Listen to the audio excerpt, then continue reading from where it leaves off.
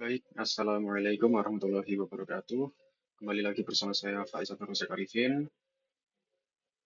Saya dari Universitas Diponegoro, Sekolah Vokasi dari jurusan Teknologi Rekayasa Otomasi Angkatan 2024. Saya dari kelas Praktikum A Sistem Embedded dengan NIM 44032462227. Jadi pada video kali ini saya akan menjelaskan materi integrasi peripheral hardware pada arsitektur mikrokontroler STM32 dan ESP32. Singkatnya, video ini juga menerangkan 12 modul atau materi, diantaranya ada mengenai GPIO, ada interrupt, ada serial UART, ada juga ADC, DAC, dan masih banyak lagi. Oke, tidak usah berlama-lama, langsung kita lanjut ke pembahasannya. Nah, jadi untuk tujuan disusunnya materi ini yaitu untuk memberikan keahlian strategis dalam mengintegrasikan berbagai peripheral hardware pada arsitektur mikrokontroler STM32 dan ESP32 guna menjembatani celah antara kode perangkat lunak dengan respons fisik perangkat. Melalui eksplorasi 12 modul ini, fokus utama terletak pada penguasaan konfigurasi register, implementasi, protokol komunikasi standar industri, manajemen multitasking berbasis FreeTROS hingga berbasis FreeRTOS hingga pengembangan sistem IoT yang terkoneksi secara global melalui Wi-Fi dan Ethernet. Oke, pertama saya akan menjelaskan terlebih dahulu apa itu STM32 dan ESP32 secara singkat saja. Pertama, berdasarkan arsitektur dan performa komputasinya. STM32 dan ESP32 memiliki perbedaan fundamental pada arsitektur intinya, di mana STM32 berbasis ARM Cortex-M yang dirancang untuk stabilitas industri dan efisiensi daya baterai yang sangat ekstrim. Sebaliknya, ESP32 menggunakan arsitektur Extensa Dual Core yang memprioritaskan kecepatan pemrosesan tinggi hingga 240 MHz untuk menangani tugas multitasking yang berat secara bersamaan. Hal ini membuat STM32 jauh lebih unggul dalam kontrol mesin yang presisi dan hemat energi, sementara ESP32 menjadi pemenang dalam performa komputasi mentah untuk aplikasi konsumen yang dinamis. Dan untuk yang kedua yaitu konektivitas dan ekosistem aplikasi. Perbedaan paling mencolok terletak pada fitur komunikasi bawaan, di mana ESP32 adalah sistem on-chip yang sudah mengintegrasikan modul Wi-Fi dan Bluetooth langsung di dalam silikonnya untuk kebutuhan IoT yang praktis. Di sisi lain, STM32 umumnya tidak memiliki fitur nirkabel internal, namun menyediakan peripheral komunikasi kabel yang jauh lebih kaya dan presisi seperti CAN bus dan Ethernet yang sangat krusial bagi keandalan sistem otomotif dan medis. Dengan demikian, ESP32 mendominasi pasar smart home dan perangkat nirkabel, sedangkan STM32 tetap menjadi standar utama untuk infrastruktur industri kritis yang membutuhkan durabilitas tinggi. Oke, kita memasuki modul yang pertama yaitu GPIO dan Digital I/O. Nah, pertama arsitektur dasar dan manajemen GPIO. GPIO merupakan antarmuka paling dasar namun krusial yang memungkinkan mikrokontroler berinteraksi dengan dunia luar melalui sinyal digital biner. Secara arsitektur, pin GPIO terhubung ke bus internal yang memungkinkan CPU membaca status logika tegangan atau memaksa pin ke level tegangan tertentu. Pada STM32, konfigurasi GPIO sangat terstruktur melalui mekanisme alternate function yang kaku. Sementara SP32 menawarkan fleksibilitas radikal melalui GPIO matrix, di mana hampir semua fungsi peripheral internal dapat dipetakan ke pin fisik manapun sesuai kebutuhan desain sirkuit. Selanjutnya, fitur dan konfigurasi teknis. Nah, untuk fiturnya sendiri itu ada bermacam-macam, diantaranya yaitu pull up, pull down, di mana resistor internal untuk mencegah sinyal mengambang. Ada juga push pull, yaitu mode standar untuk menggerakkan beban digital. Ada juga open drain digunakan untuk komunikasi bus yang memerlukan resistor eksternal. Ada juga speed control yang mengatur slew rate untuk mengurangi interferensi elektromagnetik. Selanjutnya, implementasi dan tantangan. Dalam sistem otomasi, GPIO digunakan untuk membaca limit switch atau mengaktifkan relay. Tantangan teknis utama adalah fenomena kontak bounce pada tombol mekanik, yaitu software debouncing menggunakan counter atau delay singkat pada kisaran 5 hingga 20 milisecond. Dan juga hardware debouncing,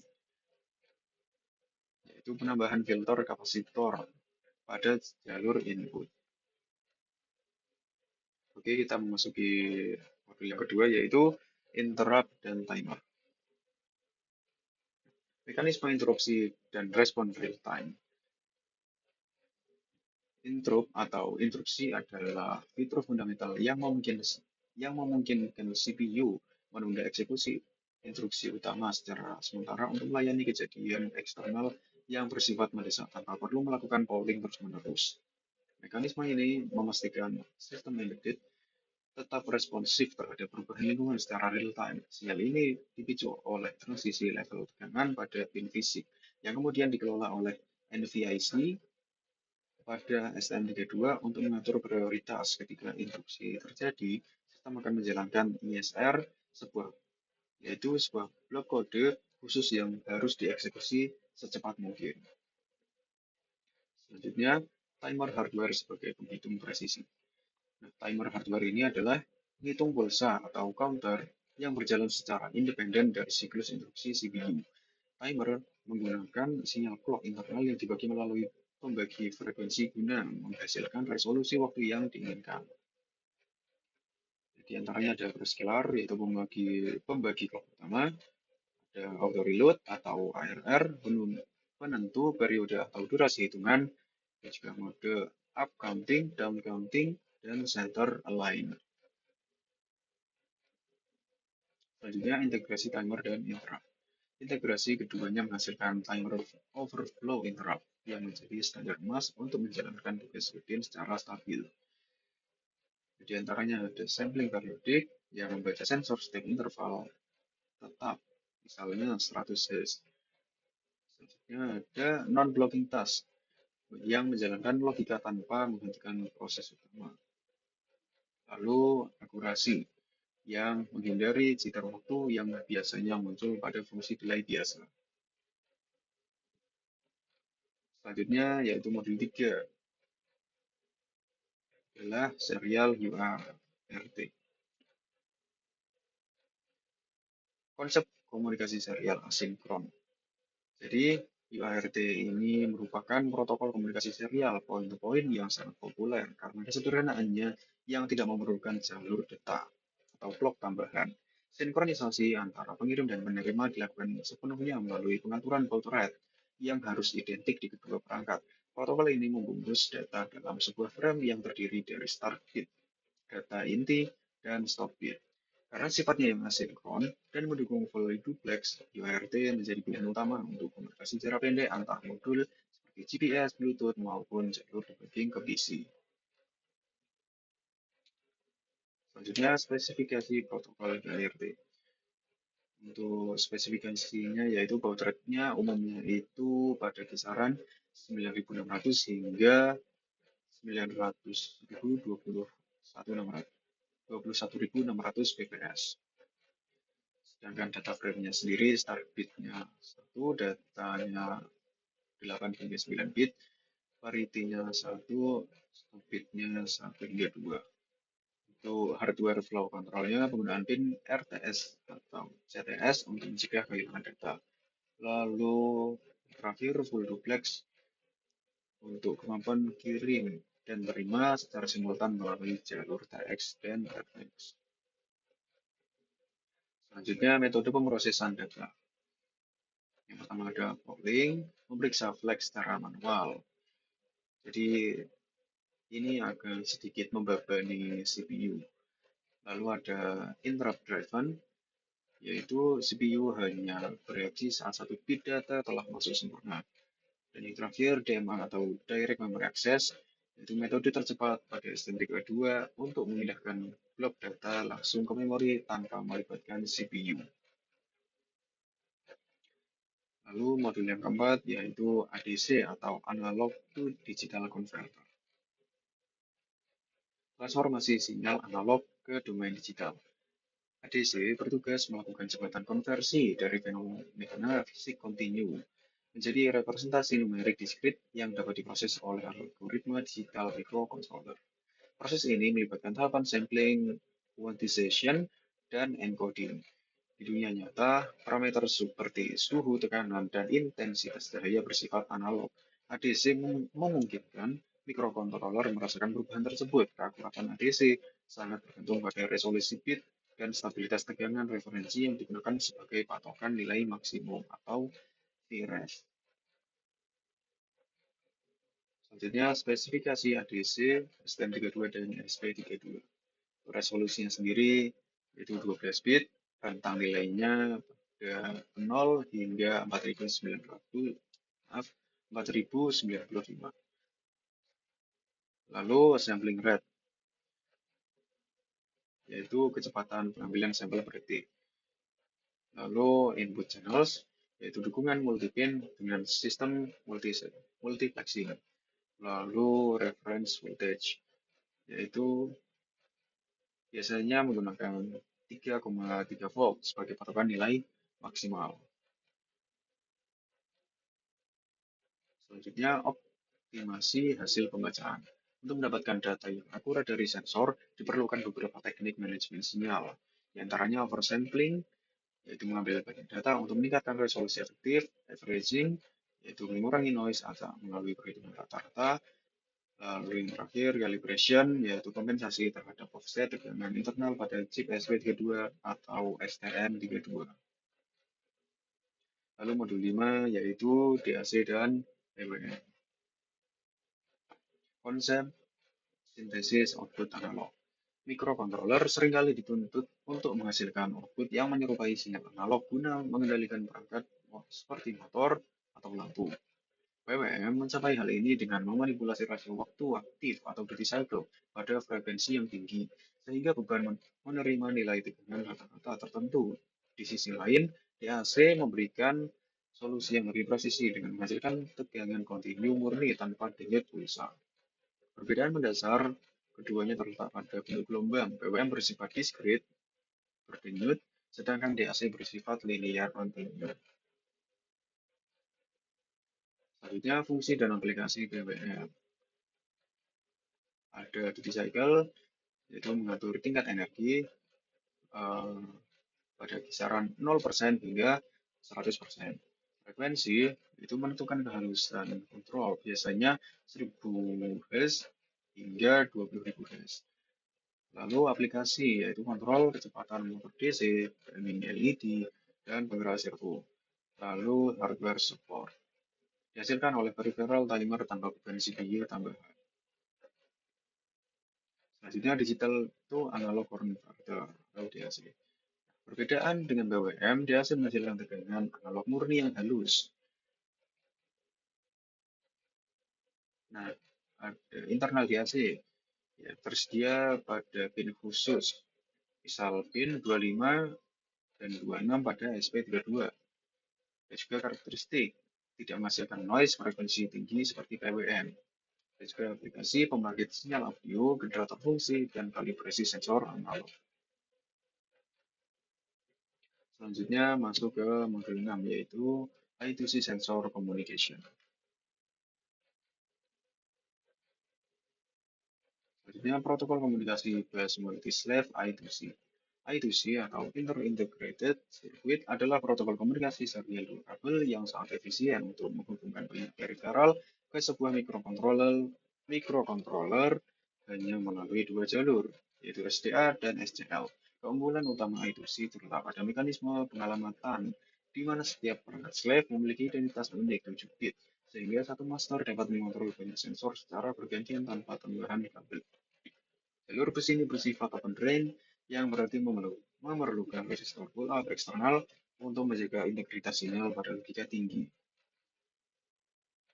Selanjutnya detail teknis bus I2C. Untuk addressing alamat 7-bit unik untuk setiap slave. Untuk speed mode standar yaitu pada 100.000 bps dan VS mode yaitu 400.000 bps. Lalu pull up restore yang mana ini merupakan komponen wajib karena jalur bus bersifat open range. Lalu ACK yaitu sinyal konfirmasi keberhasilan pengiriman setiap bit data. Selanjutnya keunggulan dalam desain embedded. Efisiensi pin, sangat hemat pin GPIO karena hanya butuh 2 pin saja. Lalu modulitas, mudah menambah sensor baru tanpa merubah desain jalur utama. Lalu aplikasi umum, sensor suhu, misal LM35, display OLED, dan IMU. Lanjut ke modul 7 yaitu SPI storage. Oke, ini protokol komunikasi sinkron high speed SPI. SPI atau Serial Peripheral Interface adalah protokol komunikasi sinkron yang dirancang khusus untuk aplikasi yang membutuhkan kecepatan transfer data yang sangat tinggi. Berbeda dengan I2C yang menggunakan alamat perangkat, SPI menggunakan jalur fisik chip select atau CS untuk memilih perangkat tujuan sehingga menghilangkan overhead data alamat. Hal ini memungkinkan SPI bekerja pada frekuensi clock mencapai puluhan MHz. Menjadikannya standar utama untuk menangani media penyimpanan seperti SD card dan layar LCD grafis yang memerlukan pembaruan data secara cepat. Selanjutnya, arsitektur jalur SPI. Ada STK, itu sinyal sinkronisasi dari master, ada MOSI, jalur data keluar dari master ke slave, ada MISO, jalur data masuk dari slave ke master, dan CS atau SS, jalur pemilihan perangkat atau active low. Selanjutnya arsitektur jalur SPI. Penggunaan SPI paling umum adalah untuk mengakses SD card. SD card sebagai media penyimpanan data eksternal. Data loggingnya menyimpan ribuan log sensor dalam file .csv. Untuk FATFS, implementasi sistem file agar data dapat dibaca oleh sistem operasi Windows atau Linux. Untuk performance sangat cocok untuk transfer data gambar ke layar LCD TFT. Selanjutnya masuk ke modul 8 yaitu Free RTOS Task Management.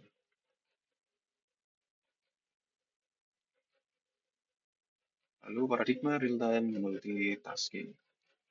Free RTOS membawakan kemampuan sistem operasi pada mikrokontroler dengan memperkenalkan konsep multitasking berbasis tugas atau task. Dalam sistem konvensional, program berjalan secara sekuensial atau satu persatu.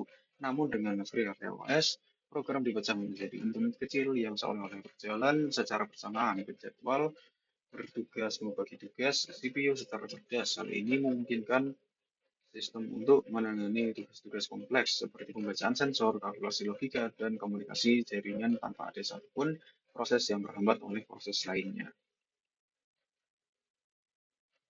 Selanjutnya, atribut utama sebuah task.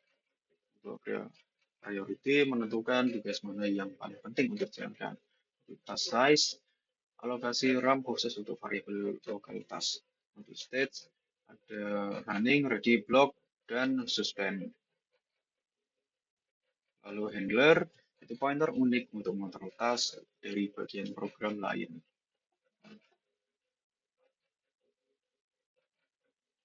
Selanjutnya, penjadwalan berbasis prioritas. Free RTOS menggunakan metode preemptive scheduling. Jika sebuah task dengan prioritas lebih tinggi siap berjalan, ia akan langsung mengambil alih CPU dari task yang prioritasnya lebih rendah. Hal ini menjamin respons sistem yang cepat terhadap kejadian kritis. Kita masuk ke modul 9 yaitu Free RTOS, WW, dan semafor. Oke, lalu sinkronisasi dan komunikasi antar tugas. Dalam sistem operasi real time, keamanan data menjadi prioritas utama saat beberapa tugas mencoba mengakses informasi yang sama secara bersamaan. FreeRTOS menyediakan mekanisme QW sebagai saluran komunikasi yang aman, di mana data dikirim dan diterima secara berurutan. Selain itu, terdapat semafor yang berfungsi sebagai sinyal bendera untuk sinkronisasi. Tanpa mekanisme ini dapat terjadi tabrakan data yang menyebabkan sistem menjadi tidak stabil atau mengalami kegagalan fungsi. Selanjutnya, sinkronisasi dengan semafor. Nah, semafor ini berfungsi sebagai sinyal bendera untuk sinkronisasi antar bagian program. Binary semafor yaitu sinyal siap atau tidak, biasanya dari instruksi ke task. Untuk counting semafor, mengelola akses ke sumber daya yang memiliki jumlah terbatas. Untuk efisiensinya, mengurangi penggunaan CPU karena task yang menunggu akan masuk kondisi sleep. Selanjutnya, mutex untuk proteksi resource. Mutex atau mutual exclusion digunakan secara spesifik untuk melindungi peripheral tunggal agar tidak digunakan oleh dua task secara bersamaan. Untuk ownership-nya, hanya task yang mengunci mutex yang bisa melepaskannya. Untuk priority inheritance, fitur canggih untuk mencegah priority inversion. Selanjutnya memasuki modul 10 yaitu FreeRTOS, Timer, dan Notification. Selanjutnya manajemen waktu software dan notifikasi ringan. FreeRTOS menyediakan fitur software timer yang memungkinkan eksekusi fungsi tertentu setelah durasi waktu tertentu tanpa harus menggunakan peripheral timer hardware microcontroller yang terbatas.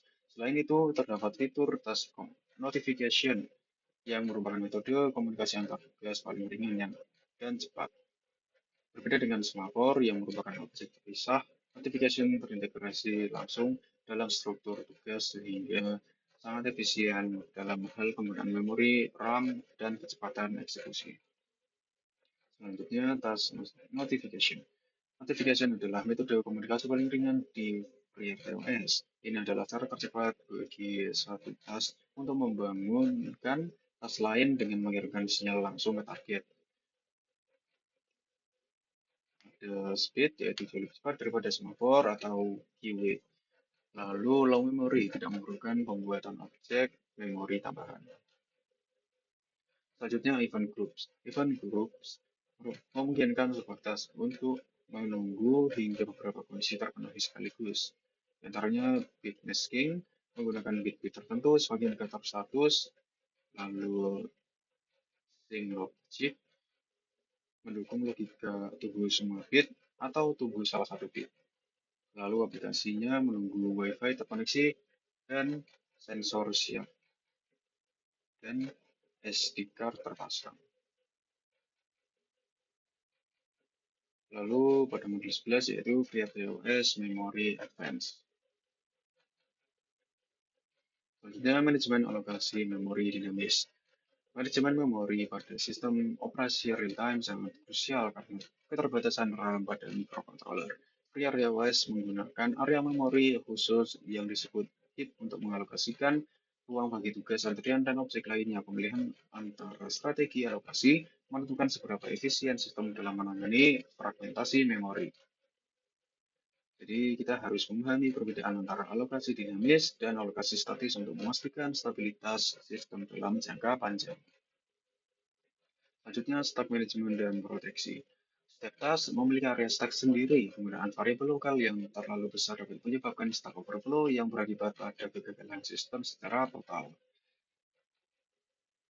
Ada stack overflow loop yang berfungsi mendeteksi otomatis saat memori melebihi batas. Di sebuah watermark pemantauan sisa memori terkecil untuk optimasi ukuran task. Lalu selanjutnya analisis memori lanjutan. Pada microcontroller dengan RAM terbatas seperti STM32, efisiensi alokasi sangat diperhatikan. Nah, kita belajar untuk menganalisis penggunaan memori setiap task secara real time, menghindari memori leak, memisahkan penempatan data pada RAM internal atau SRAM eksternal pada ESP32. Lalu untuk model yang terakhir yaitu model 12, network, di antaranya Wi-Fi dan Internet. Selanjutnya konektivitas dan jaringan IoT. Modul terakhir ini membahas integrasi sistem tertanam ke jaringan global. Mikrokontroler modern seperti SP32 telah dilengkapi dengan stack Wi-Fi yang terintegrasi, memungkinkan perangkat bertindak sebagai klien yang mengirim data ke cloud atau sebagai server lokal. Pada STM32, konektivitas seringkali dicapai melalui modul internet eksternal untuk menjamin stabilitas. Pemahaman mengenai protokol jaringan adalah kunci utama dalam membangun solusi berbasis IoT, di mana perangkat fisik dapat dikontrol dan dipantau dari mana saja melalui internet. Nah, selanjutnya analisis memori lanjutan. Materi ini mencakup standar komunikasi data di internet untuk perangkat embedded. Ada HTTP atau HTTPS untuk komunikasi berbasis request respon dengan web server. Ada juga MQTT, yaitu protokol paling efisien untuk IoT karena bersifat ringan dan menggunakan metode publish subscribe. Lalu ada NTP, yaitu sinkronisasi waktu akurat dari server internet. Selanjutnya, internet pada industri. Untuk aplikasi yang membutuhkan stabilitas tinggi dan bebas menggunakan sinyal,